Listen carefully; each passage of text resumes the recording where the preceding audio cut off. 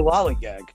Oh God. The right Especially fielder's like the playing catchers. with the fucking grass and shit like that. Like, you know how it is. It's like, what?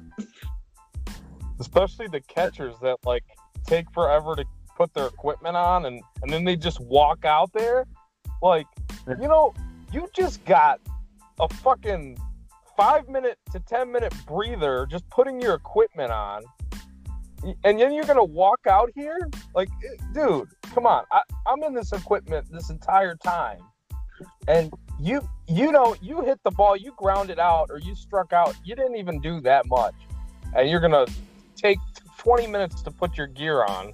And then you're gonna like, putt and like count the rocks on the infield on your way to the backstop. What's up, guys? What's up, Joey? What's going on? Joe, what's up, man? How are you guys doing? What's going on, Bob? Bob? Yeah, my neighbor just got home from the Bruins game. Sorry. I thought you were calling me Bob. I'm like, well, it could be Bob, I guess. I thought you said Bub. Like, what's up, Bub? Yeah, this guy that lives across the street from me. He's huge. I hate when people, like customers, they'll, all right, Bub. Have a good night, Bub. It's like, My it's old, like worse than sir, It's like it's like calling me like a little child, like Bub. All right, Bub. Like, my one Little League coach called everyone Bubba. Bubba. He's like, Hey, nice play, Bubba. Probably, I want to do this 24-hour episode. I want it to be live. I want to like the live, even the show we did with the trade deadline this year. I love that, man. That was awesome. Yeah. Just doing it live, like 3.5 hours. Like, just do it live. I watched that entire episode back. I had to. It was awesome, man. I mean, it was cool. Yeah. Is that still on YouTube? Like, actually, like I think so. on the channel. Okay. How many Why views not? is that? It was just so fun, like forget like how it comes off. I mean, I'm sure people were entertained by it, hopefully, but like it was just fun. And I feel like that's what this is all about too, is just having fun. Like we're all huge sports guys and huge baseball fans, and we're doing the whole like analyst thing, articles and all this content we're putting out there, but the main thing is we're just having fun, and I think that's what it's really all about. Yeah, definitely. but I'm an idiot for saying Tommy Phan's a center fielder. That's Dare you. Yeah, just fuck the guy. Yeah. I'm gonna retweet that article and tag him in it and say he originally thought that you were 26 years old. That would be funny. You should be happy about that. Just like opening day, Tommy Phan's the starting center fielder. I'm gonna like retweet it and tag that guy and be like, "Yo, did you think? Yo, what are you gonna say now?" Like, Oh, definitely. Yeah, Well, I mean that's a huge possibility too. Like you guys were saying. I mean, Pham. I mean, Grisham is definitely not the type of fielder that Kiermaier is. Kiermaier's only in the lineup for his glove. yeah. yeah. I mean, he'll add a little bit with the bat, but there's no reason why Pham can't play center field. Exactly. Oh, he could definitely play center. And like you said, like Grisham, I said before too, like Grisham's not Kiermaier in center field. So I mean, and Grisham's also not playing 162 games in center field. Mm. This guy was saying to Alex that Pham won't see center field one game at all this year. What? Yeah. If Grisham, And he said Grisham is not the best option. Like, what the fuck? Who is the best option then? Like, tell me. They have no better in the center field. Pham They is got rid of Margot, so I mean, Margot probably would have been. Well, he probably would have been playing more center field, right? Like, I mean, they got rid of Margot. They got rid of Renfroe, who's a good fielder. In right field, I mean, he probably could play center, but they got rid of him too for Pham. You know, Framil Reyes, who wasn't a good fielder anyway, he's gone too. I mean, so their four outfielders are Will Myers, Trent Grisham, Tommy Pham, and who's the other guy I mentioned before? Frankie Cordero. Oh yeah, Frankie Cordero. Yeah, forgot. Well, Cordero and Myers are not playing center field. Neither one of them. So, you know, if it's not Grisham, it's Pham. Yeah. So that's it. Like, you know, that's all. The only other option is Taylor Trammell, but you're not going to see him till the middle of the year. He struggled a little bit with hitting in the minor leagues. They're not bringing him up right away. You won't see him till after the Super 2 deadline because he was a first-round pick. You're not going to see him till after the Super 2 deadline in June, and probably not till after the All-Star break. So in all those games in the first half of the season, the first 100 games of the season, you mean to tell me Grisham was going to play all 100 games in center field? Come on. Yeah, and then look at lineup construction too with this whole lefty-righty thing, and I mean, you're going to have Grisham sitting days against lefties, and he's going to need a break because he's still so young, like playing at the major league level. He's going to struggle against some lefties, so you're going to have to try to figure that out. And Pham fits in perfectly at center field. Sure. For me, for my articles, I've been going by MLB.com projections. Just what they project as far as depth chart goes, for the most part. I mean, when I see an obvious difference, then I'll be like, all right, well, I don't see this guy playing there. But for the most part, I go by their projections of as far as positions go. So you just put those positions up. I mean, you mentioned in your article, well, this guy could move to center field. Well, this guy could not. He could lose his job in right field or whatever. That's what the article's for. You know what I mean? The projections that you put up there is just based on whatever people are projecting. If you have your own opinion about it, well, you put that in the article. That's what the freaking article's for. Yeah. You know, I mean, that's all. So I don't know why this guy's got his fucking panties in a bunch about, like, having Pham in center. Like, what difference does it make, really? I think that's just Padres fans, I guess. The fucking they're just uptight. Cranky. They haven't won a World Series. They're just cranky. That's why. Yeah, they've never won a World Series. They went to one World Series to get swept by the Yankees. Yeah. So, I guess that's why it's coming out. I'm a Yankees fan. Well, it could be worse. It could be the Mariners. Not made the playoffs in 20 years. Oh, yeah. Dude, when I did their team preview, I was just looking at their starting pitching and bullpen. I was like, dude, I should try out for them. I mean, with a couple months of practice, I could probably hum it up there to like 80. You know what I mean? Like, I could probably still get the arm up there.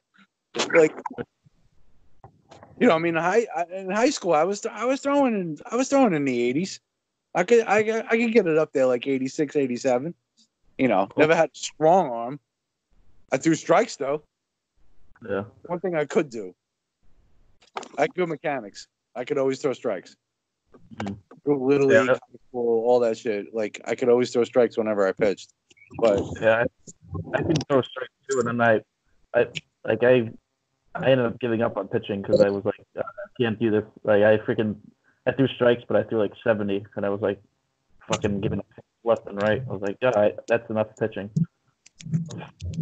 Yeah, it's rough pitching, man. These guys, some of these guys, I remember umpiring like some of these AAU games and stuff up here, like when I moved up here, and I was umpiring like 16, 17-year-olds, and these kids were throwing like 90. Yeah, like at 16 years old, like just humming it in there. I remember I had it's funny umpiring story, but I had I had the old school umpire's mask, like the flat mask, with the pads around it. And I was like, all right, let me upgrade my mask. So I went to like the hockey style mask. It's like pointed in the front and stuff. Like, thought it'd be more comfortable. Thought it'd be, it's a little lighter and everything like that. So I went to that mask. I did a Little League World Series game in Framingham, Massachusetts. There was this kid. I can't remember the name off the top of my head. He was 12 years old. So it was 10 to 12 year, Little League. And of course, they pitched from 45 feet away. This is still Little League. This kid was 6'1". He's tall. He's like my height. How the hell? And he was like 170 pounds. At 12 years old. Jesus Christ. This kid was humming it. Dude, when I tell you, throwing it at 45 feet, this ball was coming in at like 95. Like, it was like unbelievable. How old was he? What happened was I was doing the All-Star game, and I had my hockey mask, the hockey style mask on. Mm-hmm. Kid fouled one of the kids on the other team, one of the big kids. It was, like I said, it was an All-Star game, so it was like all the best players. This kid fouled the ball off my mask, like right between my eyes, like bounced off my mask, cracked the cage. Actually, cracked the cage. It broke. Cracked the cage in the mask. Are you sure he was 12? Yeah. Did he have a mustache? As far as I know, I mean, he looked 12. He was tall, but I mean, he looked 12, but he was a big kid.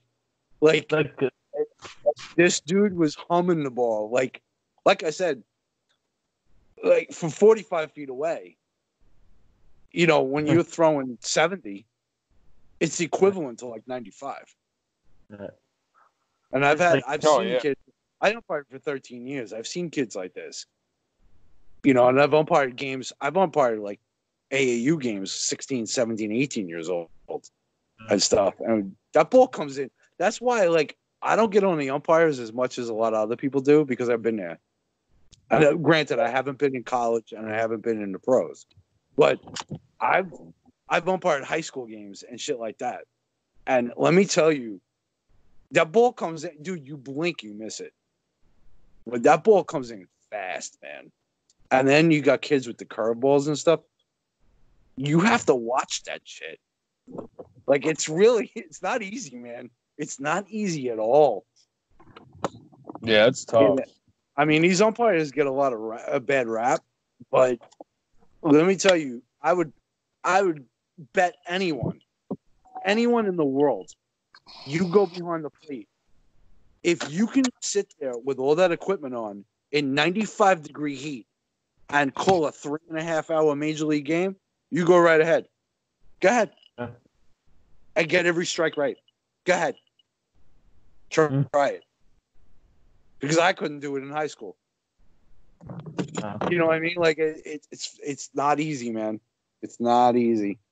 Yeah, it's so easy for like outsiders to criticize that, or like somebody that just, a fan of the game. And I mean, I get it. Like, consistency is huge, and especially at that stage, or on that stage, the major league level, it's you want things to be so perfect because you want the best of the best and them to showcase their abilities more so than umpires taking away from it. But if you haven't done it yourself, and we've talked about this before, me and you, Johnny, like, being an umpire myself too, like some days it's like you're a player. I mean, without actually playing the game, but the way you see the game, it's like if you have a bad day as far as like eyesight goes, and this is totally real. I mean, if you're a hitter up in the batter's box, some days you see the ball better than you do other days.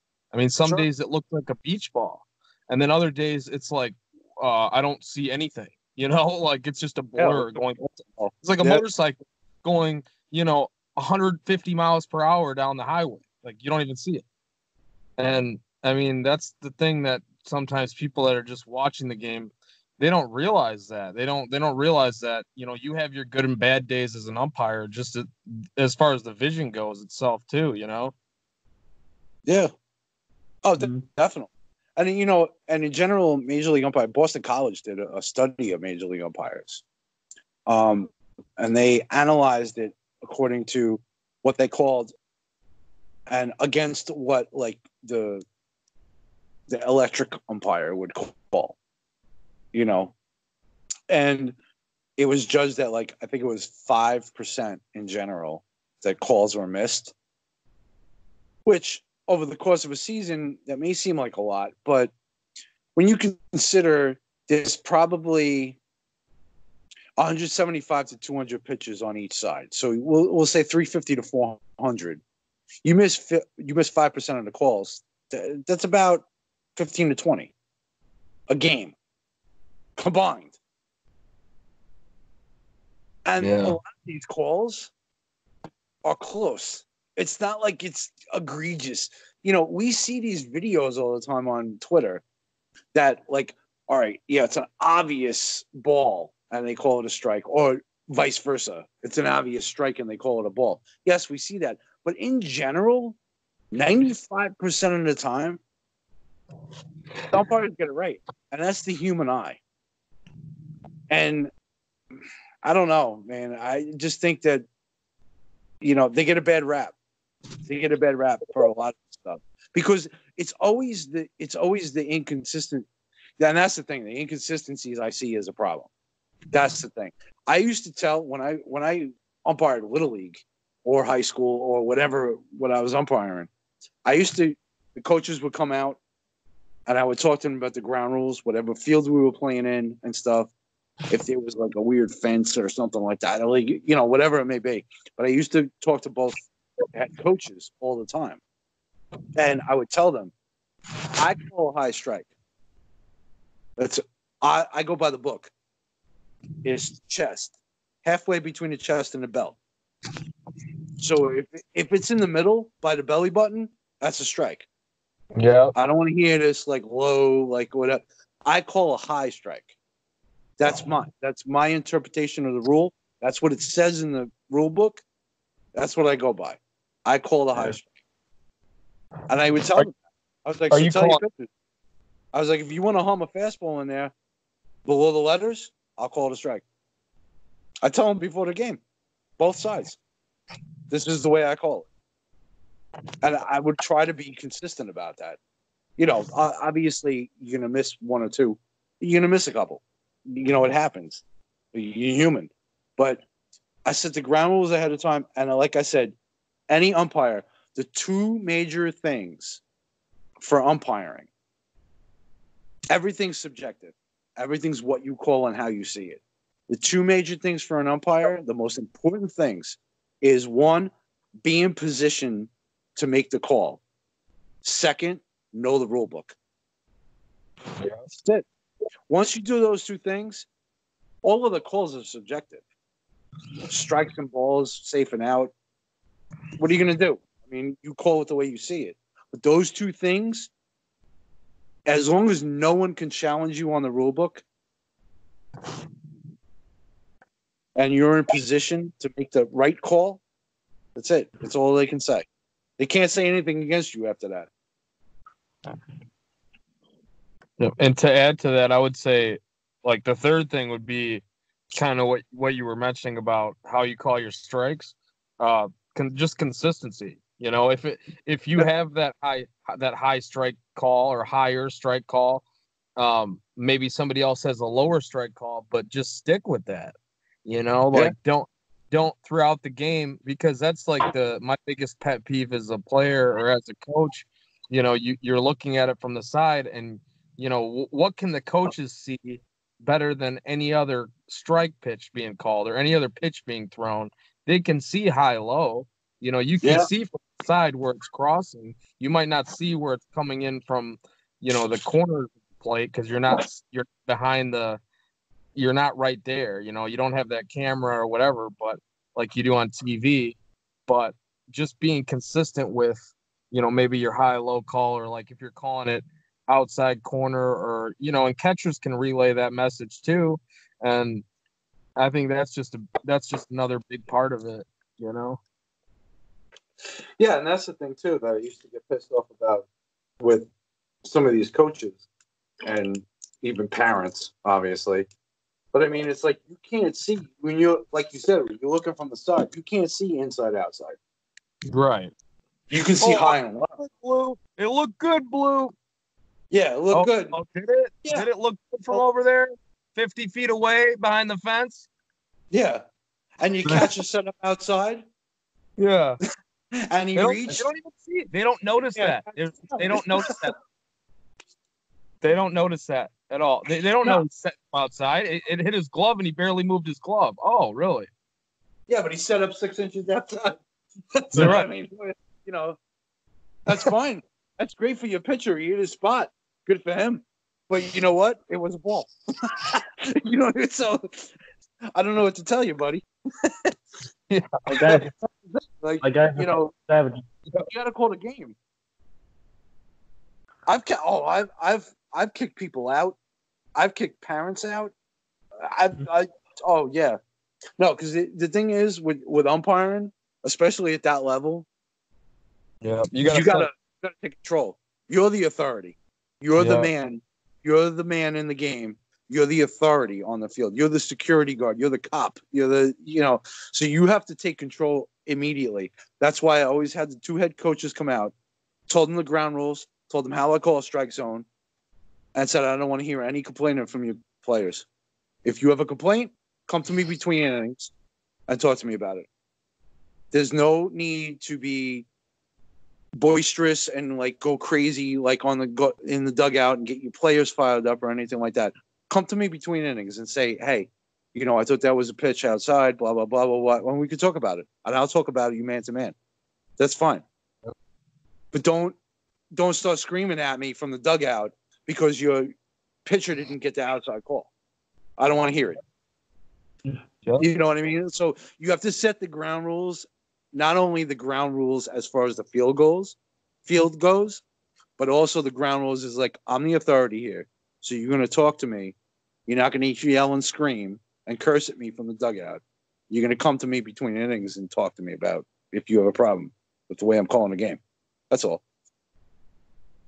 Yep.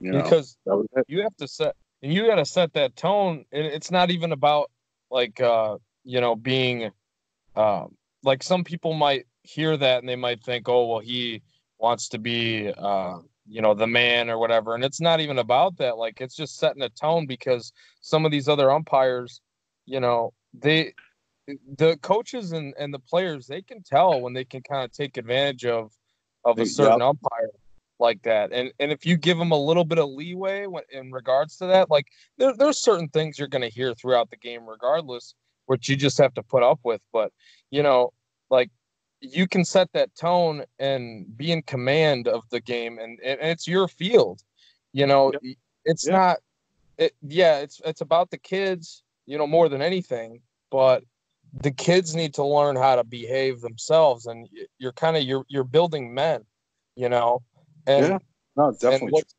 what's the best way to build men other than character? You gotta, it's not good character to be acting like that anyways. And, if the coaches are going to be doing stuff like that, that's setting a bad example. And, you're going to disagree with some stuff that I call or that you call or any umpire calls, but, there's ways to handle it. And if you're going to handle it poorly, then, you're gone. That's it. I'm not going to put up with it. Just get out of here. Yeah, exactly. I mean, it's funny because there was one game in Framingham, and the assigner that I dealt with in Framingham, this guy Tommy, he loved me. I mean, the first year I was there, I did the All-Star game, I did the World Series, like I did the championship game and everything. And I'm talking 10 to 12-year-olds, but I mean, I was doing their games and stuff, and he loved me because the coaches went to him. The coaches were like, I like this guy umpiring because he's no bullshit.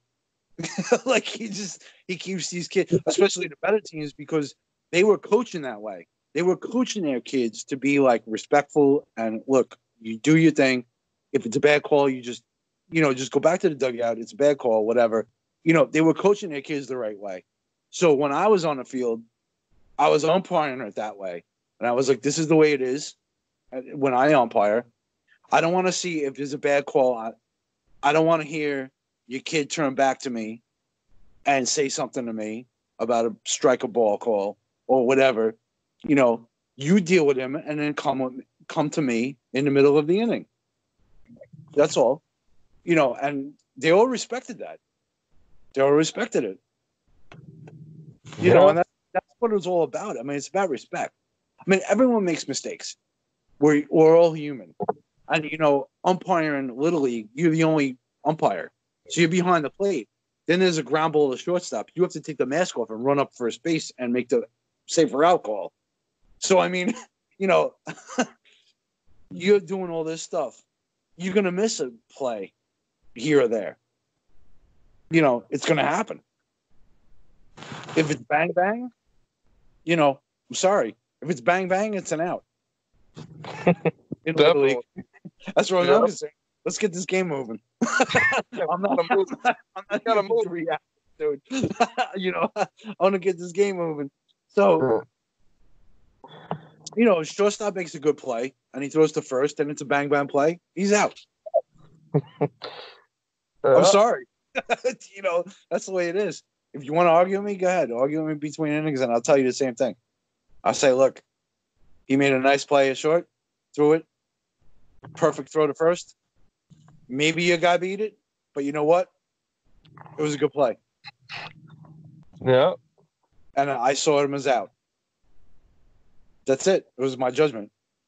Yeah. I thought he was out. Never admit I'm wrong. But, but I mean, honestly, this is where you got to be with 10 to 12-year-olds. There's errors all over the field. There's all this, kids keep this game moving. I used to tell the guys, too, like once the third out was recorded, it's like, all right, guys, let's go in and out, everybody, in and out.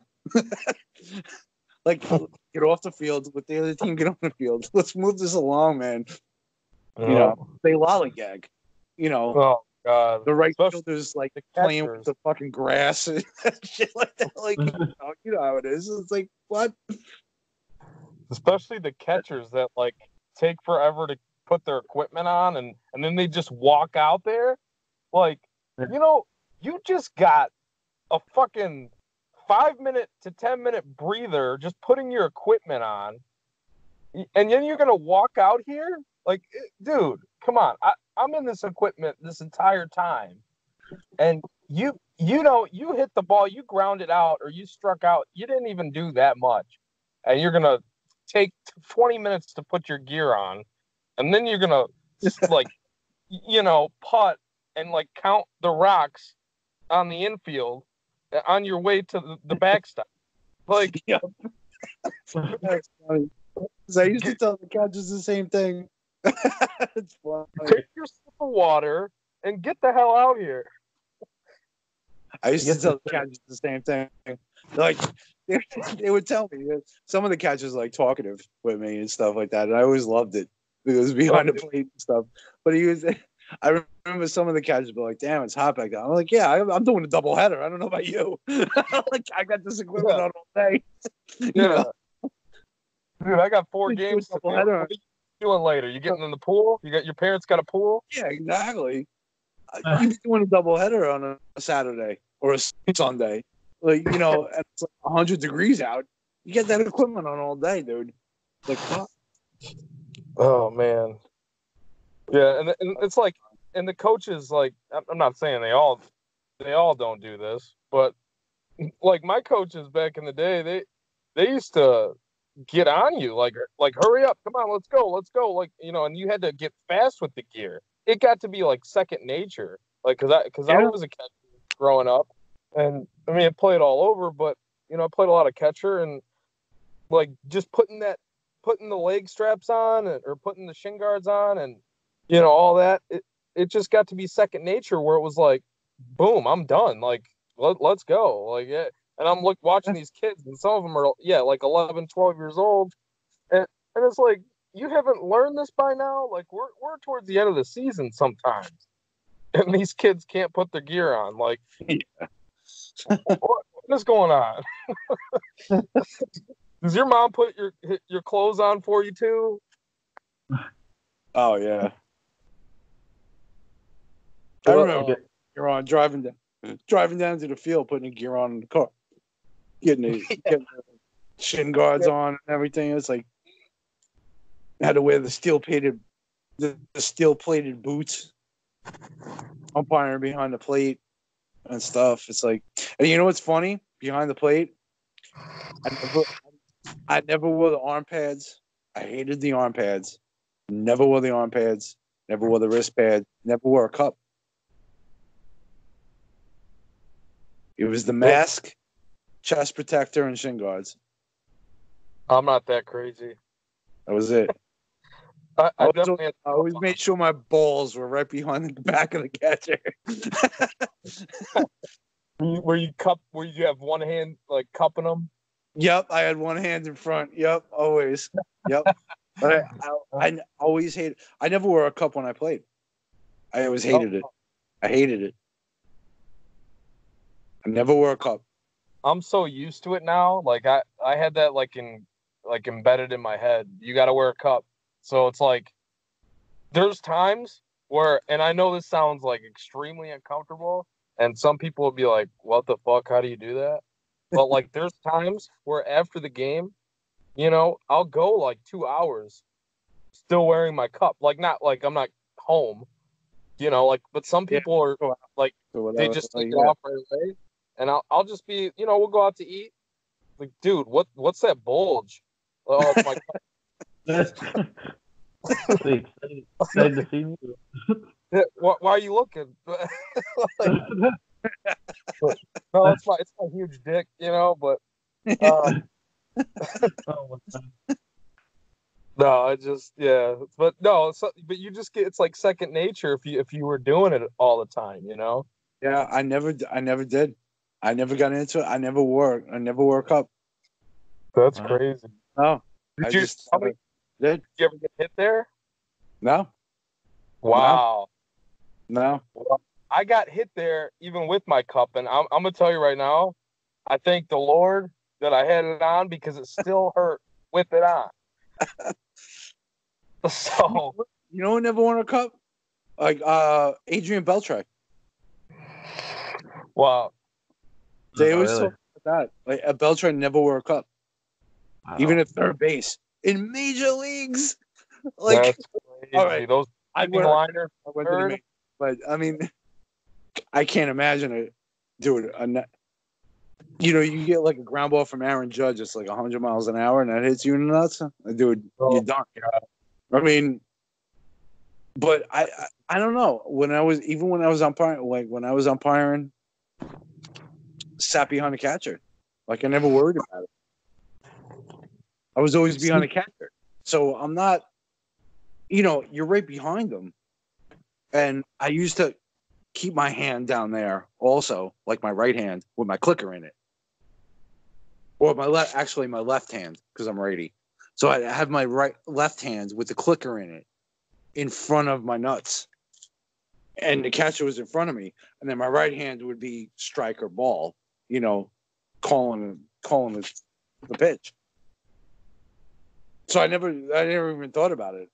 And it was just, I tried, when I first started umpiring, I tried to wear it. I wore it like twice. And it just was so uncomfortable. Like, I was like, nah. Even all the years I played baseball. That's crazy. Except when I caught. When I was in Little League, I caught sometimes. So then I would wear it. But that's when I was like 10. Then I would wear it when I caught. But when I played in the field or whenever, like any other time, like I never wore it. Wow.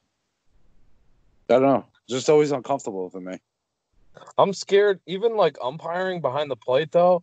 And like if you have your hand there, that's probably, you're probably good enough and you're behind the catcher. You're making sure they're, protected. I'm scared of the ball that gets foul tipped that goes under the catcher. Yeah, and it bounces up. Yeah. Yeah, I'm scared of that one. Well, there was a guy I umpired with. This guy Bill. and I was actually glad it happened to him because he was a douchebag. But he umpired. He umpired. Yeah, he was one of my assigners, and he was a fucking total asshole. But anyway, when you said that, and just it got. But anyway, he got a foul tip off his wrist one day from one of the 12-year-olds. Actually threw pretty hard, this lefty, and got a foul tip off the tip of his wrist. Broke his wrist. He was in a cast. Oh my! I was fucking laughing at him. Douchebag. Douchebag. I'm glad it happened. Like, I'm sorry. I don't wish injury on people, but this guy was such an asshole, and it was a broken wrist. It's not like he was life-threatening. It's not fucking cancer or something. So fuck him. I was so happy about that. Like, I was like, good for you. When you said that, and he was an assigner, and he used to take games away from me. He used to give games to like these kids and stuff. I'm like, dude, I hate that. Oh, like you just assigning these games to these kids, and they stink. They stop doing. Like, yes. You get that shit too. And at that point, the thing was, at that point, I live in Waltham, Massachusetts. At that point, I was umpiring for like 4 years at this point. So I was one of the guys that was like the go-to. Like, I would umpire all weekends, 2 games on Saturday, 2 games on Sunday, whatever, and all that stuff. And he started giving my games away, taking away double headers on the weekends for me. It's like, dude, we're getting $60 a game. I'm like, bro, what are you doing to me here? Yeah, that's fucked up. Game on Saturday, one game on Sunday. You're taking $120 cash out of my pocket, and you're giving it to these like 19-year-olds who don't know what the hell they're doing, and the coaches were complaining and shit like that, and he didn't care. So he got a foul ball off his wrist. And he broke his wrist. I was like, "Fuck you." Good. Dude, we have that same like issue here. This last summer, I took off completely. I didn't umpire. It was the first summer since I was like 17 years old. And I mean, I'm 29 now, so I've been, I was doing it for years and years. But this year, I'll probably go back to it. But we have that same issue where, coaches, like you said, coaches will get mad, they'll like spot you out if you're doing a game. Like, hey, dude, where have you been? Where have you been? Like, we've had some terrible games. Like, this guy doesn't even know, what he's doing. Like, I don't know, where have you been? And it's like, well, what the issue is with ours is, I'm not saying that this is for sure, but what I can kind of gauge by it is not all the umpires are getting paid the same. Like, if you've been there for, 4 or more years, or you were getting a certain pay.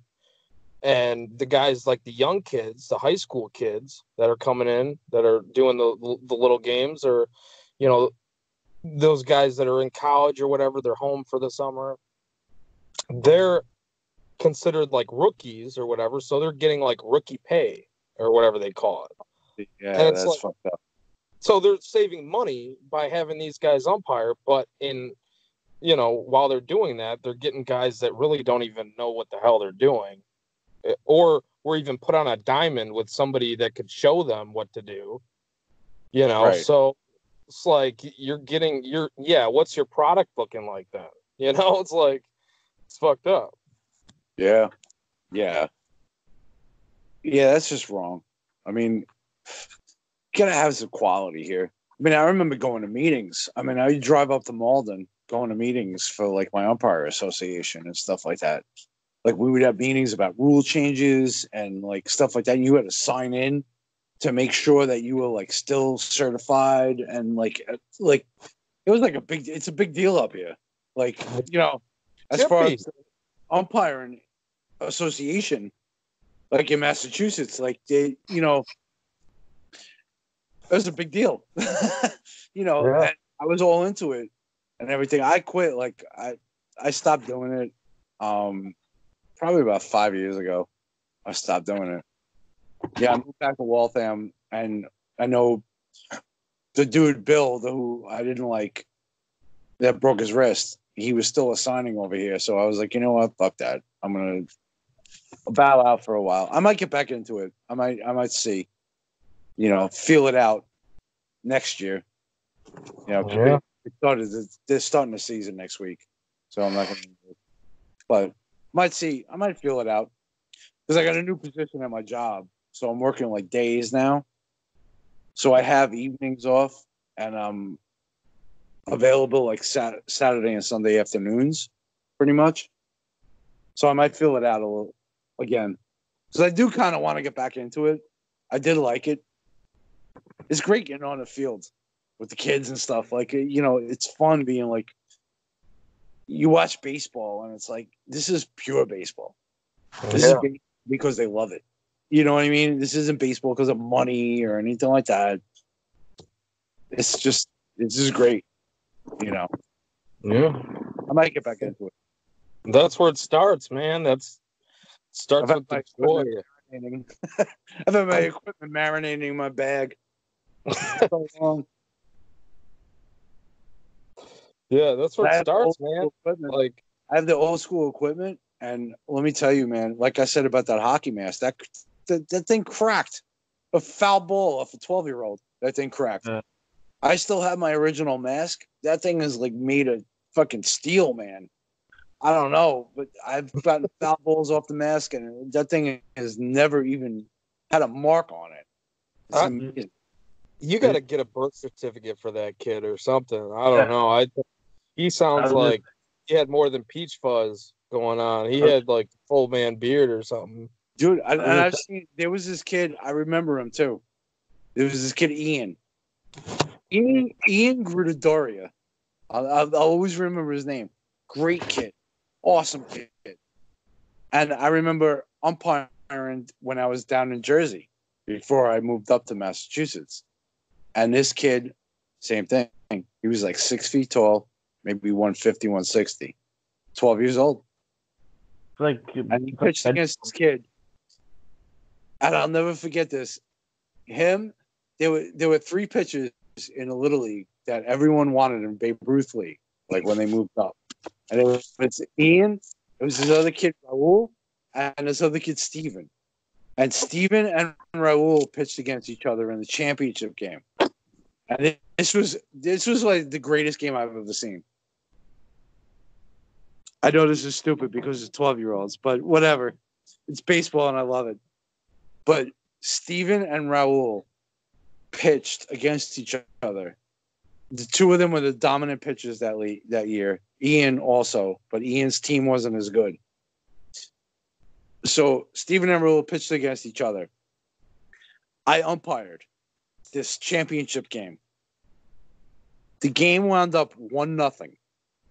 The 2 of them pitched and both of them were incredible in this game as 12-year-olds. And both of them threw like crazy, like heat. They both had curveballs. Like, it was insane. Like, you watch a 12-year-old. These guys are pitching like major leaguers. Like, it's like, what? But it's like Steven Fernandez, he got a double because they play 6 innings. He got a double in the 5th inning off Raul. Hit it to the wall, hit the fence. Stole third and wound up coming home on a ground ball. And the game wound up 1-0. They both pitched complete games. It was like one of the best games I've ever done. It was like strikeouts everywhere. Like, just the 2 of them were just incredible. It was just amazing.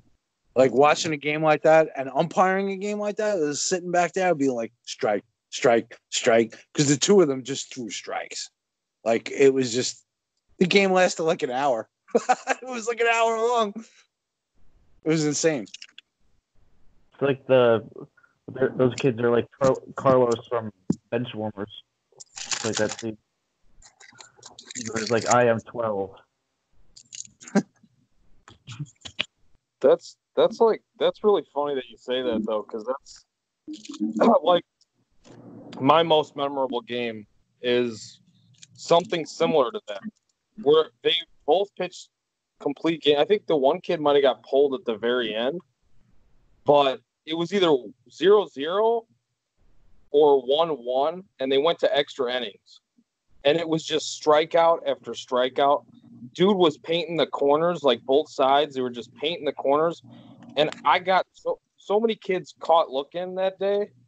Like, my arms were sore because I was like, just how many times I was pumping my arm. Yeah. And it was just an awesome game. I think it wasn't the championship, but I know it was a playoff game. They got matched up like maybe it was a semifinals or something. But, dude, you get those pitching contests like that as an umpire too, and it's just a close game like that. Those are the best games to call. Oh, hell yeah. Oh, awesome. Because, like I said, the game's like an hour long.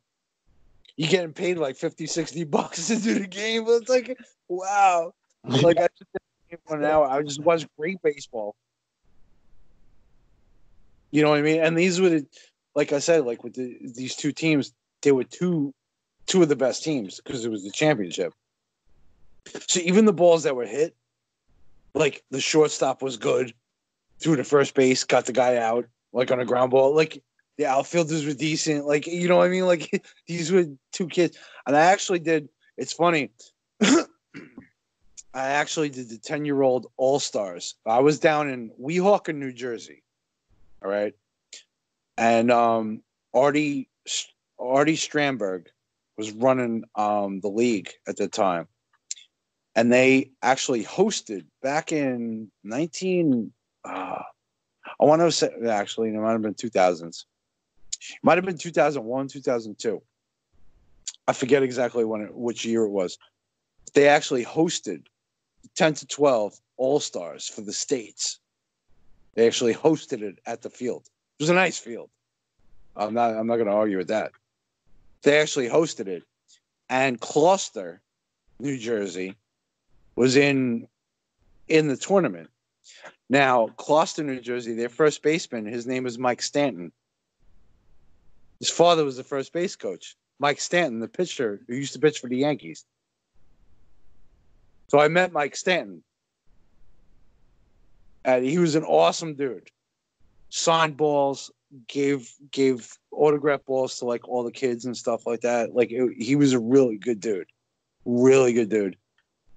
And I remember umpiring that game. Costa lost, but that was a pretty cool experience. Oh, that's awesome. Yeah, he was a cool dude, Mike Stanton. Mike Stanton, did he play? Did he play for the Marlins too? He played a bunch of different places. I'm trying to remember all the teams. He played for the Rangers. He was the left-handed reliever for the Yankees for a long time. Yeah. Well, how old was he when you met him? When I met him, he was probably just retired. Actually, I'm trying to think. Moved up here in all. It was before that. I want to say it was like 01, 02, around there. He was probably like early 40s. Like he wasn't that old. Why does he sound so familiar? Because he played for the Yankees. I want to say he played for the Yankees in like the late 90s. He pitched for them. Let me see. I'm gonna look it up. I think he was on a 96 team, if I'm not mistaken. Oh, well, I was look up thinking Mike I was thinking of Mike Carlos. I'm talking about Mike Stanton, the left-handed reliever. Yeah. Yeah, let's see. Because he was in Gloucester, New Jersey, and his son was first baseman, and his son was like 10 years old at the time. Around 10, 11 or 12. Like, it was that time frame. Pitched for the Yankees from 97 to 2002. Yeah, so. Okay. So it was right after he retired then. It was like 2003 or 4, because I moved up here in 05. So it was around that time. But then actually he went to the Mets 2003, 2004, and then went back to the Yankees 2005. Oh, maybe he was still playing. Yeah, and then got traded to the Nationals, and then because he played for the he went. Well, not traded. I guess he was cut because he went from the Yankees and then then Nationals and then Red Sox in 2005. And he retired in 2007 with the Reds. Oh, so maybe he was still playing then. Yeah. So he played with Atlanta, Boston, Texas. But he was playing with the Yankees or Mets at that time, though, in 2002, 2003. Yeah. Hey, he's got 3 World Series with the Yankees, so. Yeah. Oh, I was going to tell you guys. Well, it's kind of a question, though, too.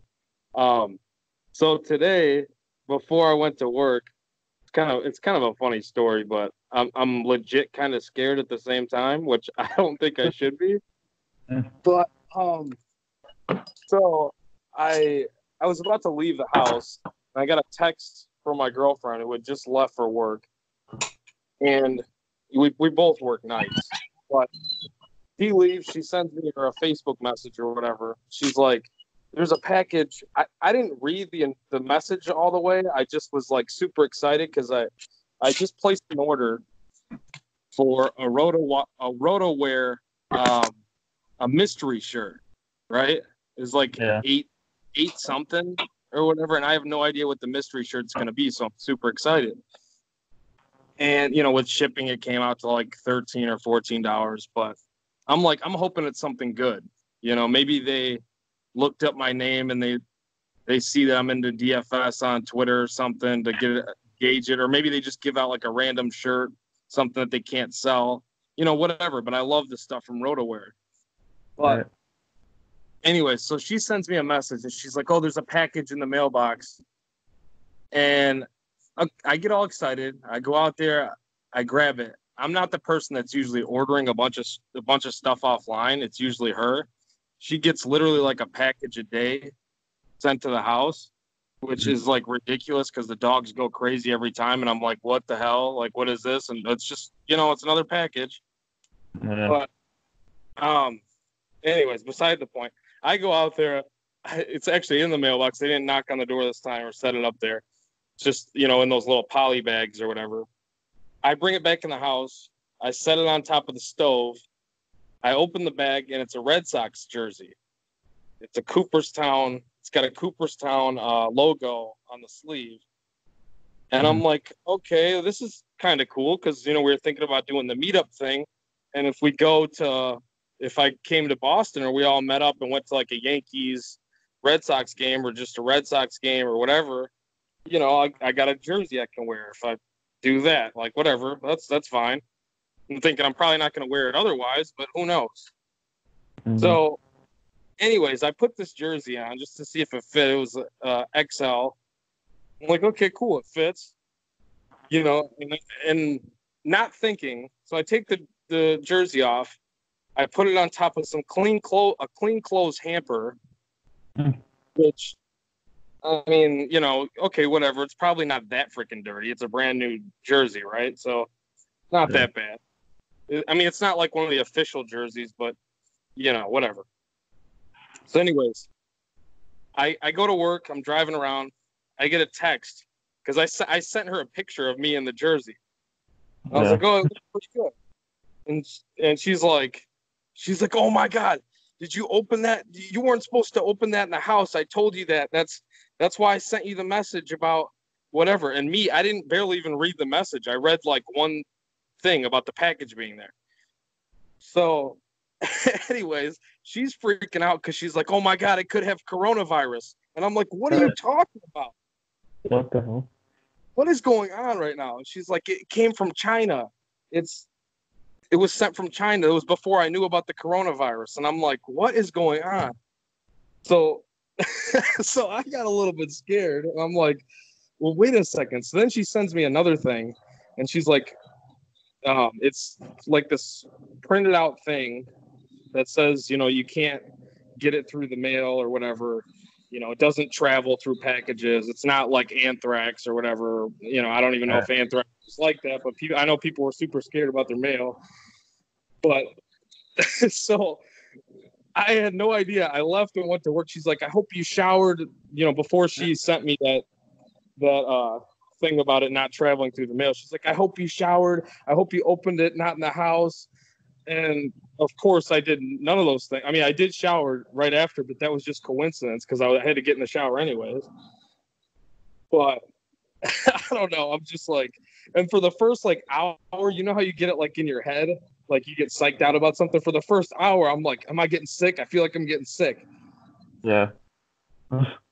So, but no, I feel fine now. But anyway, so that's my story for the night. I didn't get my RotoWear thing. It wasn't even for me. It was something she ordered because she really liked the way that this jersey looked on some girl on TikTok or something. So like, what the hell? Oh my god. She was like, oh, Wow.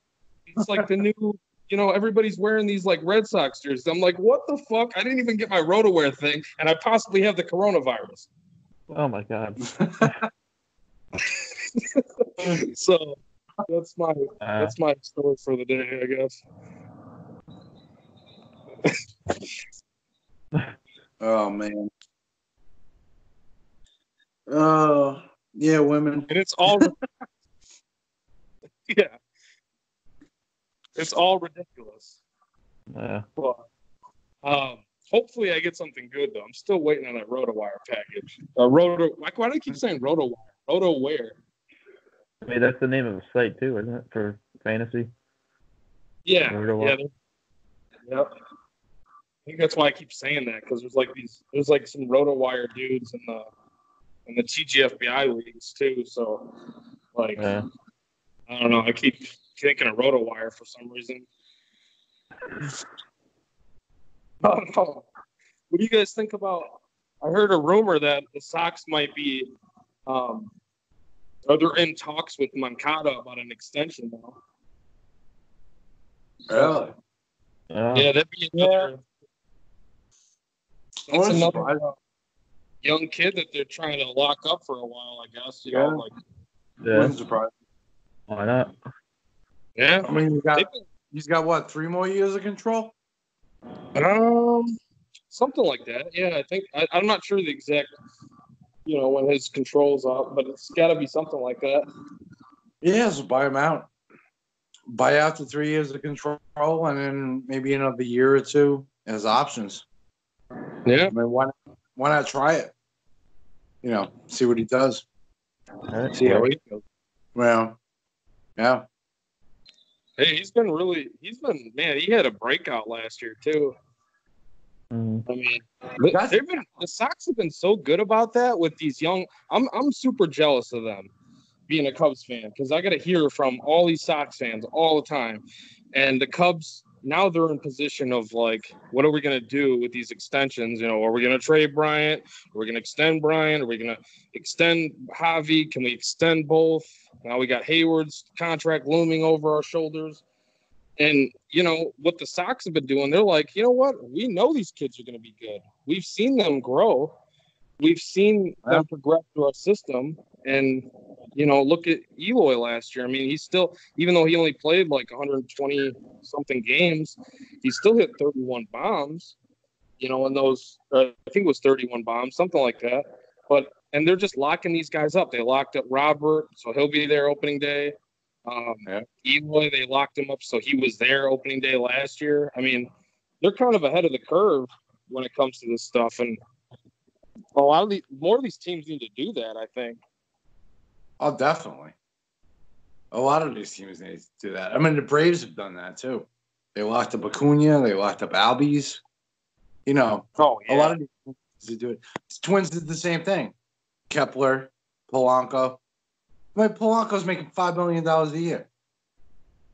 Granted, he's not the best shortstop in the world, but I mean, you were switching shortstop, they're gonna hit you 280 and 25 bombs. Like, I mean, I'll take it for $5 million a year.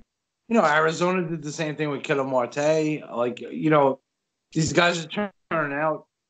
Sometimes it doesn't always work out, but I mean, if you feel that you've developed this player and you've gotten them, you drafted them, and you developed them, and you feel they're a solid fit, buy out the rest of their arbitration years, and maybe and you can get a year or two of free agency because you're guaranteeing the money. Why not? Why not? Yeah, definitely. So I mean, the Pirates did that with McCutchen. Pirates were ahead of the game with that. I mean, the Pirates signed McCutchen's second year, I believe he was in the league. They signed him 6 years, $66 million. And the dude won an MVP like 3 years later. Tell me it wasn't worth $11 million a year? You know what I mean? Like, so you sign these guys, and it's like you get a bargain. Of course, Pittsburgh never did anything with it, with the money they saved, but, that's all that. But the money you save, like a team like the Twins that signs Polanco and Kepler, and they're paying like $5 and $6 million a year for these guys for the next 5 years, that allows them to go out and sign a guy like Donaldson, who could be that one piece that you need, But different teams look at different things. They look at it differently. But I agree with the signing these kids long term, especially if they're a homegrown talent. Sign them early. Why not? Why not? Take the chance. Give them the guaranteed money early because you can get them for a bargain. What the Braves signed Albies for? 8 years, $50 million or something like that. Like, it was ridiculous. It was a steal. Same thing with Acuna. Yeah. But this allows them in 2 years when they have to sign Freeman, or when they have to sign Fried, or one of their pitchers, or when they go out in free agency. This allows them to do that. Allows them the money to do that. You get the couple guys that are going to be a foundation of your core, and then you go out and sign people year after year, or 1 year deals, 2 year deals. It allows you that flexibility. It's just like comparatively, it's just like in football where what they do with the quarterbacks. Like the quarterbacks are making the top dollar, obviously, and even the ones that aren't that good, because it's such a need in the game. Which, I mean, with baseball, those star-studded players, just really anywhere, they're just so needed. And when you can take advantage of, I mean, they try to take advantage of guys like that, like with the draft, because you have the team-friendly deals, because when they're fresh out of the draft, and then you just make your huge splashes in free agency.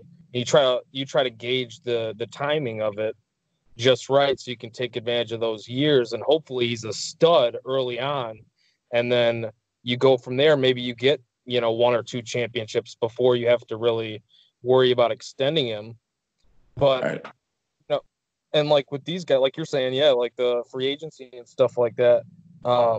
Yeah, take advantage of that. You can spend top dollar and do that. And then the other thing, like you were talking about too, is why would you want to, if you drafted a guy or you got somebody in the international pool, that's basically a homegrown talent, even if he's international, came through your minor league system.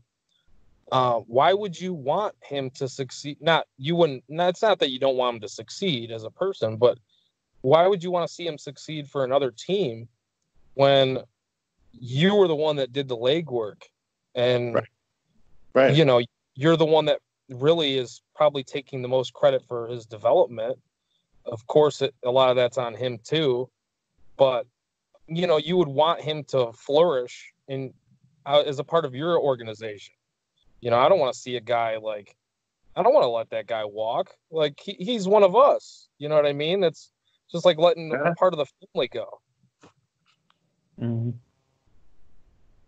Oh, definitely, without a doubt. I mean, that's why like these teams are realizing that now.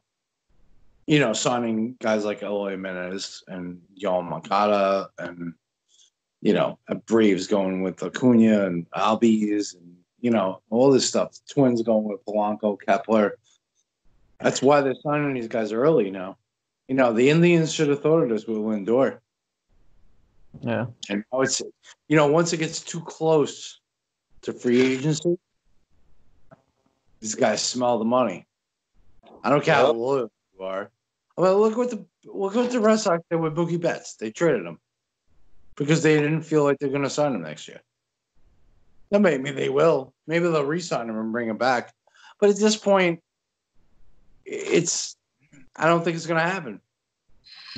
Unless the Red Sox throw a shitload of money at him in free agency, I don't think it's going to happen because that ship has sailed. It's sailed already, and that's the problem, and that's the issue with signing your own guys because they just signed. I mean, the Sox just signed Bogarts to an 8-year deal. So you're locking up Bogarts, and you're now talking to Mookie. Well, then we'll trade him. You think you're going to sign him back next year? I don't think so. Oh. I don't think it's happening. Well, it sounded like, too, a big part of, is they were just too far apart, in their talk. Sure. Mm-hmm. And they both were a little ridiculous. Because I think 10 years, $300 million, I think is too low. But I think Mookie's asking price at 12 years at $420 is a little too high. I think it's somewhere in the middle. Oh, yeah. I think it's somewhere in the middle. I think it's more like 10, $350. I would say. Maybe 8, $300 with options. I mean, I don't know. I don't know where he was going to go with that. I mean, we know Bryce Harper and Machado last year. And Machado did 10 years for $330, and Harper took less money, actually. He took 13 years, but all guaranteed, no opt-outs, no nothing. So so you don't know what these guys want. Wow. Right. I mean, you got guys like Arenado, that signs with his hometown team, but he's got an opt-out in 2 years. And they're looking to trade him. So now once that's out there, you're asking for trouble. And he's going to want to opt out. And you're asking for too much here. Just sign the guy. Don't come out with these opt-outs and stuff like. Give him the opt-outs, but don't come out with these trade rumors and like all this stuff that's going on. I just think it's these teams they fall into that trap. Yeah. Well, it's not good. It's not good for them. It's not a good look because then they have less bargaining. Then they have less bargaining value if they do want to trade back. And these guys have no trade clauses anyway. No. So it's not like Arenado can be traded to wherever he wants. He has to waive no trade clause. Same thing with anyone else at this point because they all have no trade clauses.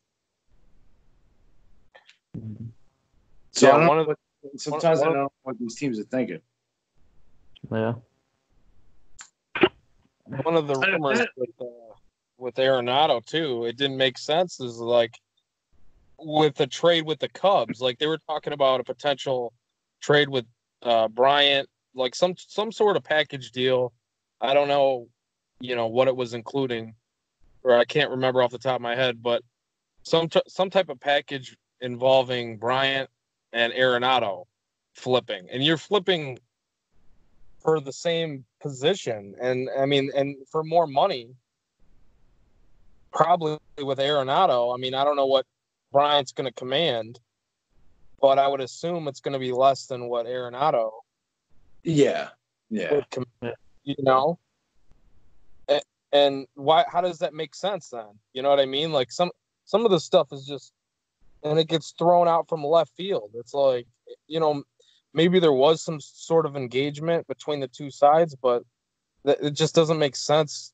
There was no way that was happening, and it's like, And then the other thing, you got teams like the White Sox with the Machado thing last year.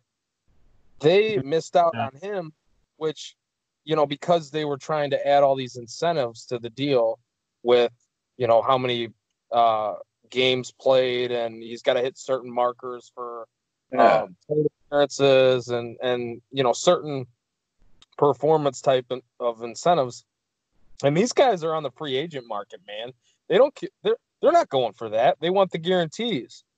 So it's like now it turns out like a blessing in disguise because they had so much money that they could shelve out this offseason, and they got the young core coming up, and like we talked about, guys that they can extend. But I mean, and they can put money, they can allocate money that way, which turns out to benefit them probably even more in the long run. But I mean, it's just, you're not going to win a player that way. If you're going into it looking at it like that, that's not how you're going to get the deal done. Right. Yeah. And they tried to sign like his family, his stepbrother and cousin or whatever it was. He's definitely going to come here now. He's definitely going to come here now. We signed his family. Wow. Yeah. Let me get your cousin, your cousin's wife's brother, your sisters, aunties, uncles, aunts, grandmothers, like brother, like all, like, I don't know. It's just crazy what they were trying to do with that, but yeah, that's just not working. And then look at how that turned out. Like John Jay, hurt. He was hurt a lot, didn't do much. And he was just kind of a guy. And then Alonso turned out to be a real flop, and then they let him go like mid-season. Yeah. Like all that for nothing, which it doesn't really hurt them, obviously, this year. But, it's just they're going about it. The whole thing is they're just going about it the wrong way. Like and not just them, but, other teams that are using similar tactics like that. You just can't do that. You get and yeah, there is a middle ground somewhere. Some of these players, they're not worth what they think they are, and they're worth a ton because of what they are on the field and what they bring to the clubhouse, and et cetera, et cetera. But there's a middle ground there, and it's just, I feel like sometimes they're quick to give up, and sometimes there just needs to be, there's more milking to do, and maybe, and that's what gives me hope with this Bryant thing. Maybe that's what's going on here, and it's just other people are stirring the pot when it comes to the trade rumor thing, or the trade thing, because I feel like they can still get something done as far as an extension goes, because he is that valuable. I mean, why would you get rid of the guy that made the final out of the World Series, the curse-breaking World Series? And me and Alex, me and you have talked about this on the Cubs pod, but yeah. I mean, the curse-breaking World Series, the final out, he was the MVP for that season, 2016, and he is so valuable. He is the third most WAR, most wins, or third highest wins above replacement since it's either 2015 or 2006. I believe it's 15 because that's when he came in the league, behind Trout and Betts. Granted, the last couple years, he hasn't had that type of production as far as, WAR goes. But, I mean, that's damn good company to be in, behind, Trout, the best in the game, and then Mookie Betts, arguably the second best in the game. I mean, the guy's worth a lot. I mean, he's arguably already paid off everything that you could have imagined, he has paid off for so far, at least being a Cub. And like maybe, and that's what gives me a little bit of hope with that, the fact that they haven't come to a trade agreement with anybody yet. And, announcing him as the leadoff hitter so early in spring training, just before spring training, that he was going to be the leadoff hitter to start the season. It's like, hey, why not? Because they've had nobody that can really do the job other than Rizzo, who's, a great on base guy. And like there's nobody that's probably more equipped to do it than he is on the team. But, you're talking about arguably your best hitter or second best or third best, however you want to rank him, Rizzo, Baez, whatever. But, give him, he's going to get back on the side of the fans who are kind of, there's a lot of, it's weird with the Cubs right now, because a lot of the fans are like, oh, trade Bryant, get rid of him. And then you have the other side of that, which is me, who's like, no, why the fuck would you trade somebody like that? Like, you need to lock this guy up. And if you really feel like you cannot, like worst case scenario, then yes, you got to get something for him. But I just feel like you need to work at it a little bit harder to see if you can get something done. Because I believe that you can. It's just, and he's said all along, he wants to be a Cub. He's a Cub. He really wants to be a Cub. And I believe him when he says that. He's been nothing but honest about everything else, and he seems like the most chill, willing to do whatever for the team type of guy. And because of his like kind of passiveness, people are just like so quick to write him off. And it's like, what the fuck, man? He's so versatile. He's got speed, power, everything that you could want from a player, and he can play the outfield and third base and first base. Like, what more do you want? I don't understand. Yeah, I agree. And I told you a long time ago, I think the Cubs, if they had a choice between Bryant and Baez, they should lock up Bryant. Because I think Bryant's hit tool, and I think his versatility is more valuable than Baez going forward. Yeah. I said that a while ago. I was saying that last year. Yeah. And I'll stick with that. I think they should lock up. If they had the choice, if they had to choose between locking up Bryant or Baez, I think they should lock up Bryant. Because his hit tool will last into his 30s. And so if you're talking about a long-term deal, 7-8 years, Bryant over Baez. No doubt in my mind. No doubt in my mind. And then you run into the issues of like, and I agree with you, because there was a time where I didn't know for sure, but the way that you pointed it out to me, and thinking about it more, it makes all the sense in the world to do that, him over Baez, because like you said, and he's a shortstop, and aging is differently for a guy of his stature, and then playing a position like that, it's different. You could lose range, so then he's not as valuable defensively. And where you can hide Bryant on the, you can hide him at the corners position in the infield, where he's not really going to hurt you in, going forward. And then he still has the bat, and he's physically, you feel good about him hitting moving forward.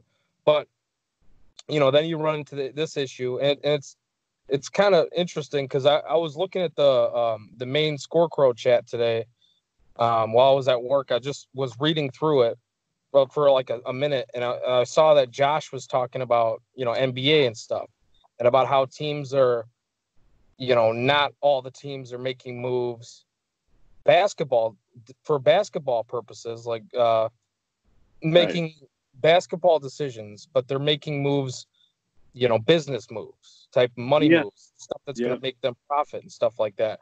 And that's kind of how I'm looking at this whole thing with Baez and Bryant, because when you look at it from a fan perspective, like, who's the flashiest player? One of the flashiest players in the game is Baez, and one of the biggest fan favorites in the game is Baez.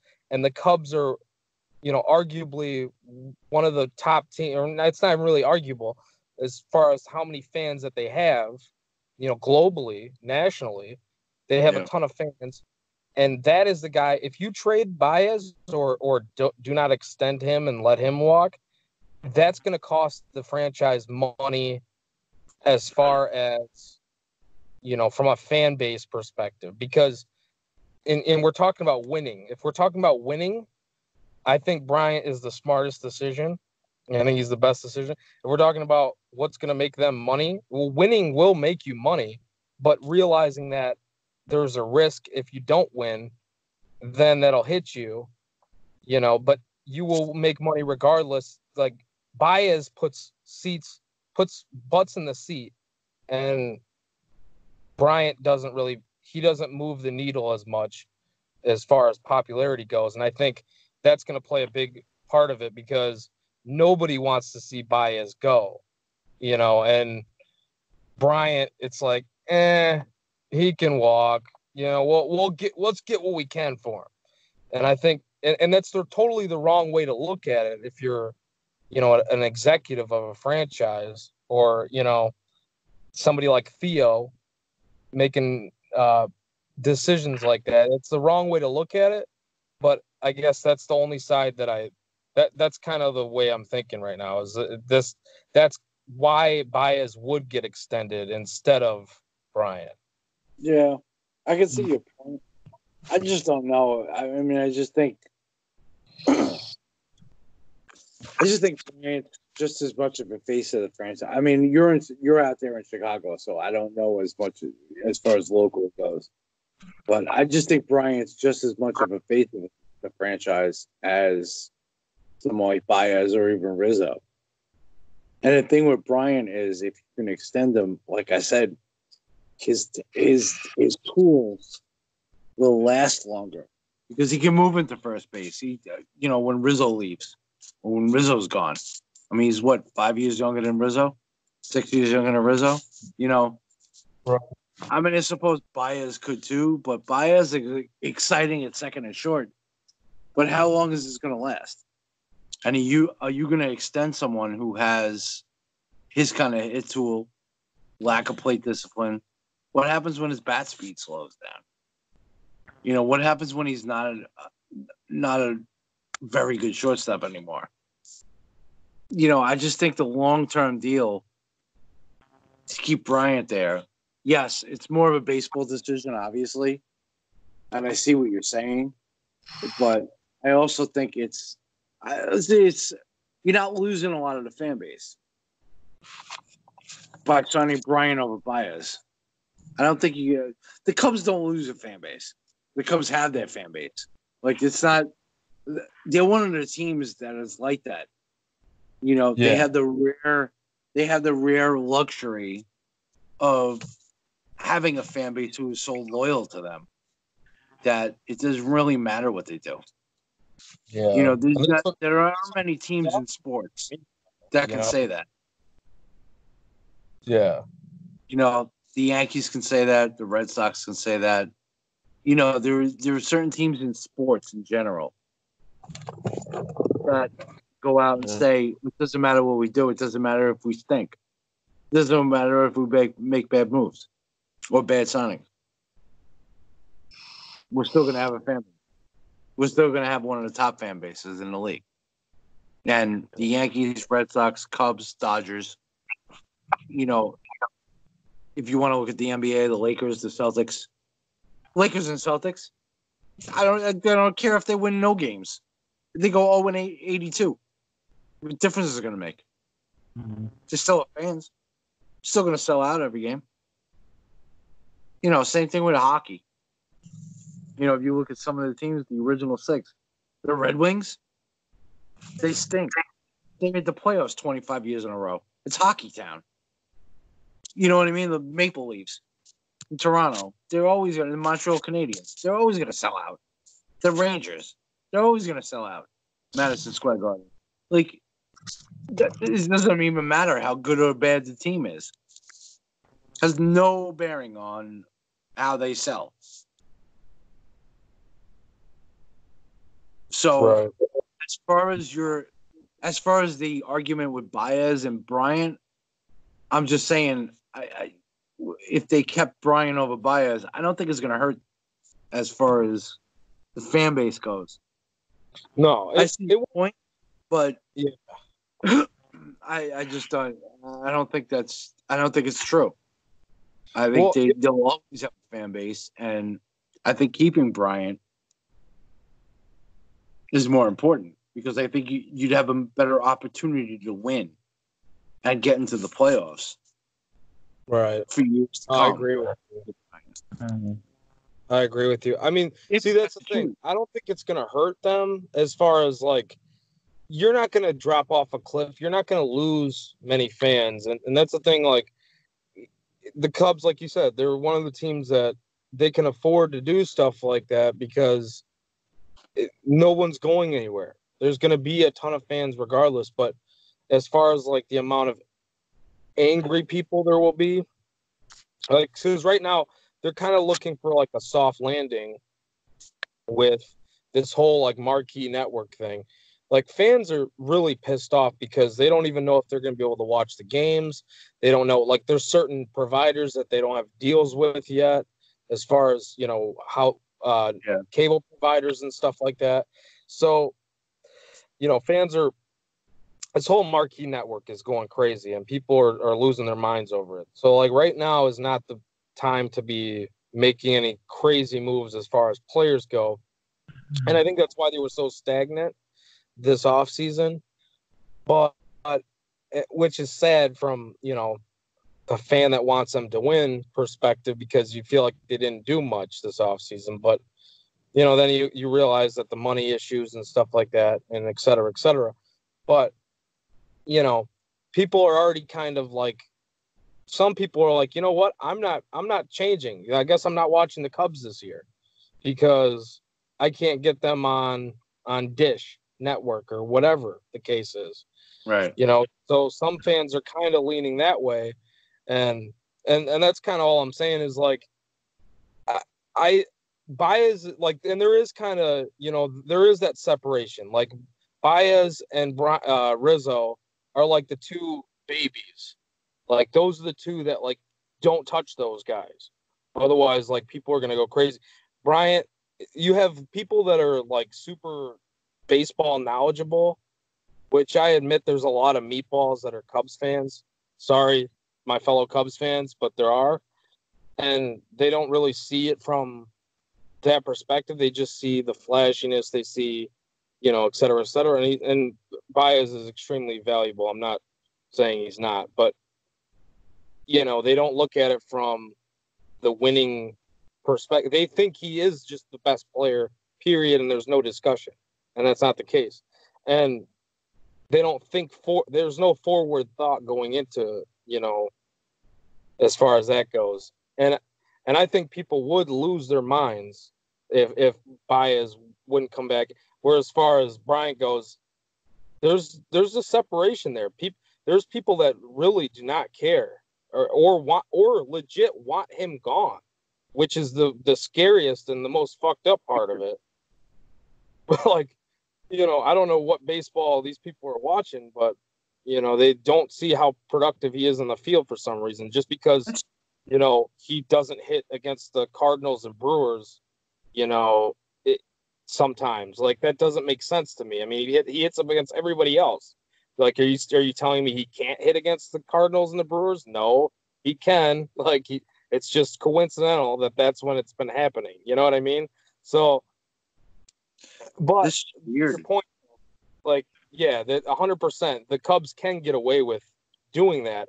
I just think there's going to be for a little bit, there's going to be a lot of people just going apeshit about it, which it's not really going to hurt them. They're not going to see it as far as the dollars go, really, because they make so much money. But you know what I mean? Yeah, it's just weird to me because Bryant's a homegrown guy and Baez is. Rizzo isn't. Rizzo was brought there because Theo Epstein drafted him as a Red Sox back in the day. And then he got traded to the Padres, and then he went to the Cubs. Like, Rizzo's not even a hometown guy. Like Baez and Bryant were taking Cubs, like they've been Cubs their whole career. So it just seems odd to me that like the hometown thing.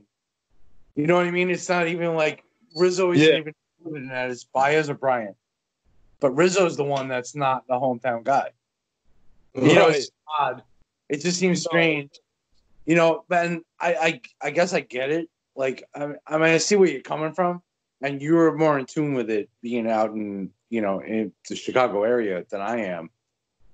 It just seems odd to me. First of all, I don't know why they can't afford both. It's not like they can. You know what I mean? They should be able to afford both. Like, you know what I'm saying? Yeah, it's just like Red Sox. Like, stop crying poverty.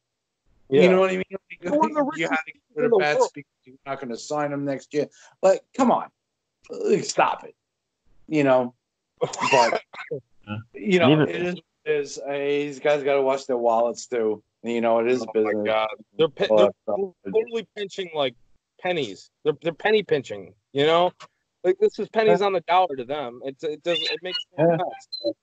And they don't want to pay, like, and I get the whole, like, draft pick, you know, stuff like that when you're talking about the luxury tax. But, you know, legit, you can afford to go a couple of years over the tax and, you know, and a little bit more. There's thresholds to it. Yeah. So, I mean, you know what I mean? Like, why can't you get underneath that? I think it's the third threshold, right? So, I don't know. Yeah, and with it's an accelerating type thing. If you're over the threshold, the first year, I think it's like 20%. And then the second year in a row, it's like 30%. And then the third year in a row, it's 40%. Yeah. It goes like that. So if you go over the threshold like 1 year and then get back down below it. But this is how you know, these guys should be smart enough to be able to construct contracts like this. Right. This is why Nationals, you look at the Nationals, they defer like a ton of their money. Like Strasburg's original contract before he signed it this year was deferred. Max Scherzer, they're going to be paying Max Scherzer for the next. I mean, they signed him to a 7-year deal for $210 million. They're paying him that money over 15 years. Like Max Scherzer is getting paid for the next like 10 years. Wow. But he's only on the contract to the Nationals for the next 2. Like, they defer all that money. It's like the old Bobby Bonilla thing, right? Yeah. Oh, and Bobby Bonilla is not the only one. I mean, people make fun of the Mets because of that. But if you ever look at some of these contracts, the Mets are still paying Brett Saberhagen. The Red Sox are still paying Manny Ramirez. Like, there's so many contracts that have been deferred that people don't even realize. The Red Sox actually have to pay Manny Ramirez. The Red Sox pay Manny Ramirez $2 million this year. And it doesn't affect them at all. Well, they deferred the money. You know what I mean? Like, all I'm saying is just about every team has these contracts. Bruce Sutter is the worst of them all. He is getting paid, I forget how long it is. Bruce Sutter, you know, the closer who used to pitch for the Cubs and was signed on the Braves. Okay. Yeah. The Braves are paying Bruce Sutter $750,000 still to this day. The dude retired after like 87. They still pay him. That's crazy. Yeah, it's insane. But everyone brings up Bobby Bonilla because it's just, you know, it's just such a stupid contract. Because he only played like 1 year for the Mets, and obviously they're paying him $1 million every year. You know, right. But a lot of teams have those contracts. A lot of teams do. Like I said, the Red Sox are still paying Manny Ramirez. They still have to pay him $2 million this year. How long has Manny Ramirez been at it? He's up for the Hall of Fame next year. Like I mean, how long has he been retired? Yeah, you know what? He can't get into the Hall of Fame, but he'll get us $2 million. But he still gets paid. So, I mean, then you look at realistic for the Red Sox. I mean, Rusney Castillo. They still pay him $11 million. Oh my God, his contract is terrible. 6 years, $66 million. They signed him for. I think this is the last year of his contract. But they've been paying him $11 million for the past 5 years. Like, what? And like, that's really, dude? Has the dude ever been in the major leagues? Like, who is this guy? Who is this guy? You know what I'm saying? Like, they're bad contracts all over the place, and people don't even realize it. That's the example of like what we were talking about earlier with locking up players that are young, like that. Like Rusney Castillo, correct me if I'm wrong. He wasn't like some highly touted prospect that they just thought, oh my God, this is the next big thing, and just forked out a bunch of money to him. And they tried to get him a little bit early too. I believe it was like, I'm not sure the exact like what you were saying in the contract, but that's that's the example of it going bad, trying to lock him up early to a semi-team friendly deal, which turns out it ended up not being team friendly at all, because he turned out to be brutal, but he had like a little mini explosion that gave him a little bit of hope. Yeah. They thought he was going to be Cespedes. They thought he was going to be something like that. And it just didn't happen. The dude never turned out to be anything. You can have a whole episode of just the worst contracts in history. Oh, yeah. Yeah, I'm telling you, Alex, if you look up Bruce Sutter, I'd like to know the details of it. Because I'm pretty sure, like I said, they pay him like $750,000, and I think they're still paying him until like 2024 or something like that. Like the dude's like 67 years old. He's still getting paid from the Braves. Brett Saberhagen's another one. Because I know the Mets, I think, they might have ended this past year, but the Mets were paying Brett Saberhagen too. And he hasn't pitched for the Mets in 40 years, 35 years, or whatever it is. Like, it's some of these contracts you see, it's insane. Like I said with Max Scherzer. I mean, Max Scherzer is 35 years old. He has 2 more years, I believe, on his contract. But he'll be getting paid till he's like 45. Like $15 million a year from the Nationals. Actually, I'm reading out the details. It actually says it ends next year, 2021. Who's that? Sutter. Oh, Sutter ends next year? Okay. But yeah. Well, it ends next year. When was the last time he pitched in the major leagues? You know what I mean? 1989 was when he was good. There you go. Oh my God. So he's been getting paid. He hasn't pitched in the major league since 1989. And he's been getting paid every single year. And next year will be the last year he gets paid. I mean, really? 32 years? He says he gets paid no less than $1.2 million a year. $1.2 million a year. Oh my God. There you go. Good, tell me that's not insane. That's fucked up. I mean, no doubt, dude, whoever his agent is, more power to him, man. Oh, yeah. I mean, really, because if I can retire from baseball at like 30-something years old and I can get paid $1.2 million for the next fucking 30 years, hell yeah, sign me up.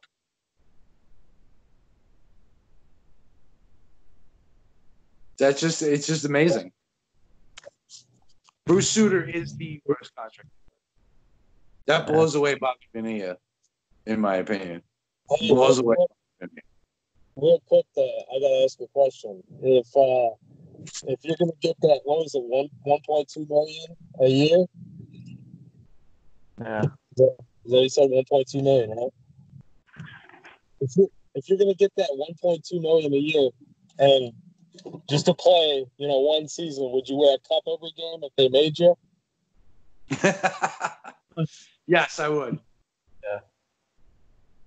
I would wear a cup every game. I was just making sure, Oh yeah, I jumped through hoops. Whatever. You're gonna pay me $1.2 million for 30 years? Hell yeah. I'd do it in a heartbeat. Well, if they told me, okay, so the reverse of that, if they told me I couldn't wear a cup and play one season, any position but catcher, like I could play left field or third base. All right, I'll do it. Oh yeah. Hell yeah. Definitely. Yeah. Coming from someone that always wore it, or they told me I can't wear one. Okay, 1.2 million for the rest of my life, almost. Yeah, all right. Yeah, exactly. I mean, like you said, Suter retired when he was in 1989. I don't know how old he was. He was in the late 30s, I think, if I'm not mistaken. But I mean, to be getting paid $1 million a year for the next 32 years after you retired, I mean, how? What more can you ask for? Well, I was gonna say, about that Rizzo thing, real quick. It doesn't really make sense, like when you think about it, because he wasn't a homegrown guy. The only thing is like with him and like Rizzo, he's been one of my favorite players, period, for I don't know the longest time. It's only because with him they look at him like the baby or like a baby or their baby, I should say. I can't talk right now because he's been there the longest and he was there when they sucked. So Yeah. for them, it's like he came through the system and he started playing good when he was actually a Cub instead of like a Padre or Red Sox or he wasn't shit when he was with them yet. But then so now they look at him as like, well, he's always one of us. Which I mean, and really he will still always be one of us or a Cub for life because of what he helped them accomplish, so it shouldn't be, it's just people would always want him to retire. And like, if I could have my cake and eat it too, I want all three of those guys locked up forever. Like, I want all three of those guys, maybe not forever, but I would love to see Rizzo retire, Cub, Bryant, Baez, like that core, just keep them all together. Like, there's no, like deferring money and all that stuff. There's absolutely ways around it. Like, there's no reason why, and crying poor, like, these guys are billionaires. The Ricketts family, they have billions. Like, there's no way, there's no reason why they can't, manipulate the contracts like you were saying and, defer some of that money. And, hey, who cares if it looks ridiculous 10 years from now if we're giving Baez or Bryant $1 million a year 10 years from now, if it doesn't really affect much, you can still kind of build a core. You're going to have to restart a rebuild at some point. Not all these guys are going to be there, and these guys are going to age and you're going to have to restart this whole process. You're going to get a whole new crop of players coming in the game. It happens. Like, you're not going to be good forever. Like, look at the Yankees. I mean, they did this thing completely the right way. The building from within, and then look what they did this offseason. Go and get Cole. I mean, that's just a prime example. We've been on for 2 hours now, and I didn't even, my boss, like, they were super cool. Like, I've known the guy since I was like 7 years old. So, but they were just like being quiet. I was like, I put it on mute for a second. I was like, I'm on a podcast. And then, I did my cashing out and stuff. And then they're like just doing goofy shit in the background, but they weren't saying anything. They were just like, okay, he's doing his thing. Like, they know what I do, like on the side, not at work. So that's awesome. Yeah, it's like funny. On my phone. We've been on the podcast for 2 hours, and Alex and I were talking for an hour before we even got on with you. So we've been on here for 3 hours. Jesus Christ. So the 24-hour show, that we're doing for opening day of baseball, March 26th, we're going to start this at like midnight the night before. Oh, my God. So I'm sure I was you're actually- down. I was actually You're thinking, down like, some of it. You I gotta was be down. thinking, like, yeah, I put a sign-up sheet like on the spreadsheet for like certain blocks, like 2 hour Alex blocks. put up 2-hour blocks for that 24-hour spread. We gotta have someone on 24. We're gonna have 24 hours straight, all baseball. We're gonna do our DFS thing and everything. Everything is gonna be done 24 hours straight, like midnight to midnight. Wow, that's crazy. I'm down. I'm 100% down. Hey, I know we're gonna have an article that day too, right? For opening day for sure. DFS. Yeah, you know what's funny? I signed up for Thursdays, I think, and so it's gonna be me. I'm gonna have that article for opening day. Wow. You have to take you're gonna take a break then to write it, or are you gonna get like your stuff? I'm gonna write it the night before. I mean, I'll write it, the night before, pretty much, and I'll have it set, and then I'll put it out, obviously, that morning or whatever, and then we're gonna start a pod, whether it be on YouTube or Facebook Live or whatever, live thing we're gonna do.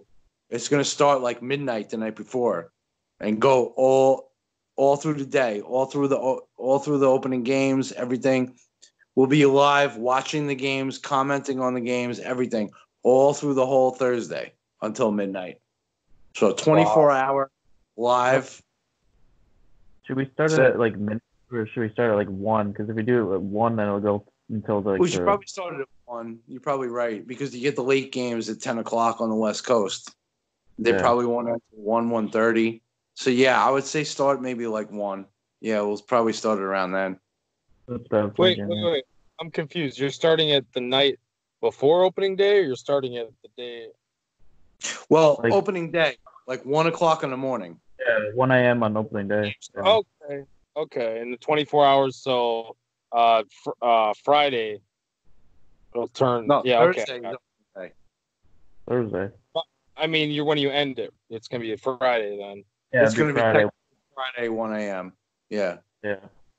Okay, gotcha. Yeah, that'd be awesome. I already planned on. Well, I'm off Thursdays anyways, but I was planning on just like I'm gonna be home. I'm drinking Yingling and Spotted Cows all day. Oh yeah, I'm drinking all. Oh yeah. I have to make some. Sure, this is gonna be fucking awesome though. Like I gotta take like an hour break to just like make some lineups, and I'll have to do that for sure. But since we have people that are gonna be on like all the time, yeah, everyone gets to take a break. I mean, obviously, no one expects anyone to be on 24 hours straight. I gotta take a nap at some point. I mean, so I figure we'll get on at like 1 o'clock. Like Alex and I, or even if you want to join in, because I know you're up late. So if you want to join in 1 o'clock in the morning, just start talking about some stuff, and then, we'll switch it off. As long as someone's on all the time, we'll just run it live, 24 hours straight. That's going to be fucking crazy. Groundbreaking podcast. Yeah. 24-hour podcast live. Has anyone ever done? I know people have done it, but has anybody ever done it like as a sports podcast? I don't know. I've never heard of it. I've never seen it. I know there's somebody that did it because I was real big into the reselling for a while, and there was a YouTuber that I used to watch. I think his name was Rockstar Flipper, but he did a YouTube. It was a 24-hour YouTube live stream. And he had different guests on, all the time too. But I think him personally, he was actually on it the entire 24 hours. I didn't watch, there's no way I watched even more than a half hour or an hour of it. But, I know he did it for sure. But I've never heard of anybody doing a sports one. Yeah.